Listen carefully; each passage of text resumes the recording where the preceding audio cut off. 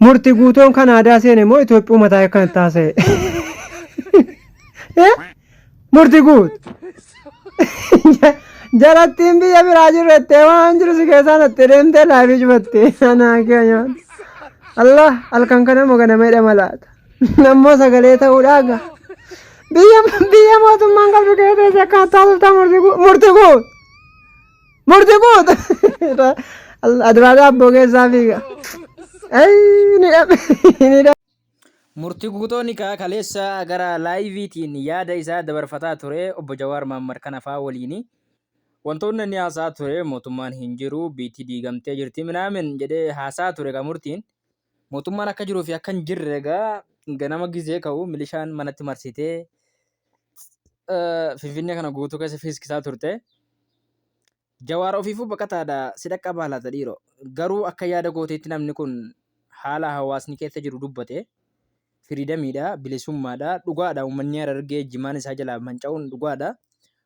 Xiyyeeffannoon isaa wanta biraatiin Jawaariin walii galuuf dhabuu dhiisuusaa isa beekaa. Iccitii biraa, basaasa biraa hojjechuu rabbuma beekaa. Nuti garuu wanti nuti miidiyaa irratti argaa jirru uummatuma isaatiif sagalee ta'e yoo rakkoo biraa yookaan akka basaasaa wantoota garaagaraa Jawaariif erguu kana keessaa harka hin qabaanne murtii guutuu adamsuun sirrii miti jedheetan naman amanu keessaayi.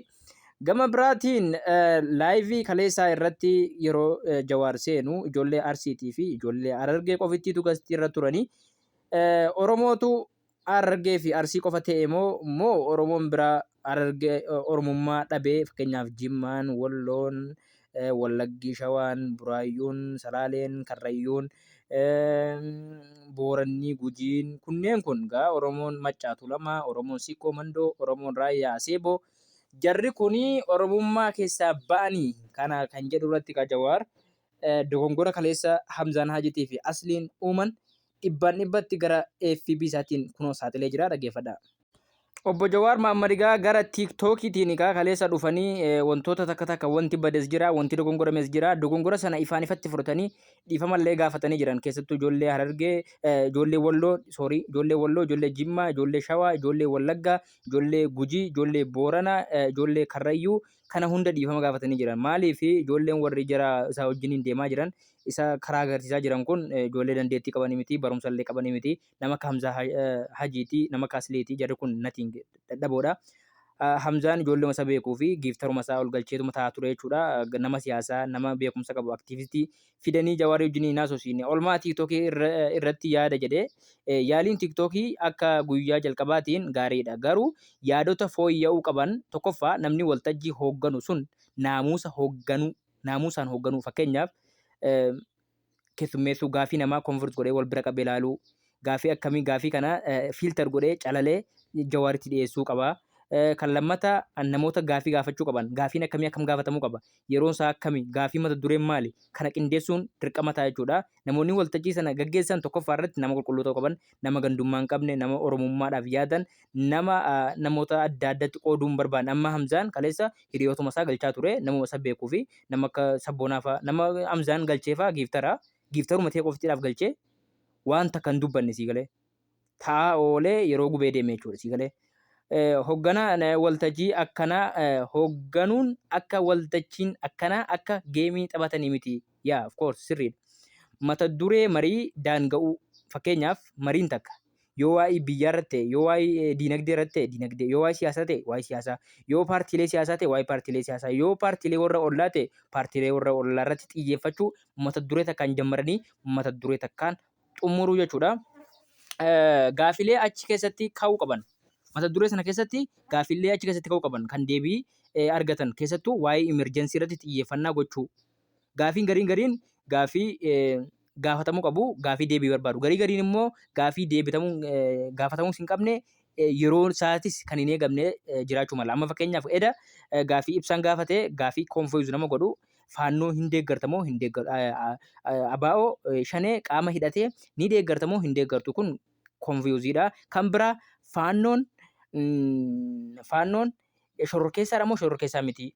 confused yoo shororkeessaadha jedhee paartiilee siyaasaa warra Amaaraa wajjin walii galee qabsoo kan itti fufaa jiru wal dhabaa yoo shororkeessaa miti jedhee ijoollee Oromoo keessattuu ijoollee godina addaa Walloo Oromootiin wal dhaba jechuudha. Kanaafuu jennaan maali gaafiin qindaa'u qaba gaafiileen achi keessatti gaafatamuu qabu gaafii akkamii akka ta'e yaaduun gaariidha jedha. Sadaffaa yeroon sa'aatii takkaa olitti ta'uu hin qabu. Fakkeenyaaf hojii biraa qabaa guruupii biraa qaba jechuudha. Shanaffaa ijoolleen fuuldura ta'an diffaayistii amantii fi godina osoo qabaatanii gaariidha. Warri hundi ilaa agartee asitti sirreessee jira. Kan shanaffaa kun komii keenya hundaati. Ijoollee godinaalee hundaa walitti qabamuu qaban. Kuni gaafii keenya hundaati. Sirreessee jira jawween asirratti. Hooggansa akkasii hooggansa nama dhaga'u akkasii qabaachuun very amazing. Fiigalee. Yaada isii ijoollee Harargeetii fi Arsii qofitti walitti qabamuu kana innillee faalleessee jira akka dogongoraatti illee fudhatee jira wanni isin beekuu qabdan kana jechuudha. Nama dhagahu wajjiniin deemuun baay'ee takka nama gammachiisa. Jawaariin baay'ee takkan kabajee baay'ee takkanaa ta'e jechuudha. Bakka kanatti agartee akkasina fakkaata. Gama biraatiin warroota jawaariin arrabsan maa arrabsitan mee yaadite kana ilaalaa. Maashaa Allah tabaaraka rahmaan si jara keenya namichi Jawaar Muhammad jettan kun inni nama hangana hunda gadi bu'aati lakka. Wallaahi namni 86 sabaa sablammiin isa jala taa'u sun isa jaalatee jalan teenye na amana. Anam akkanatti isa jaaladheeti miti garuu jala taa'ee ilaaleetiin dhufe. Isa taazzabuudhaaf si galee akkuma warra akka kiyyaattis kumaatamaan kan lakkaa'amutu achi jala jiraa jeetiin fudhadha. Garuu hiriyoottan kee jalqabanii dhabnee wayyaa baga hiriyoottan keetitti nagaan dhufte.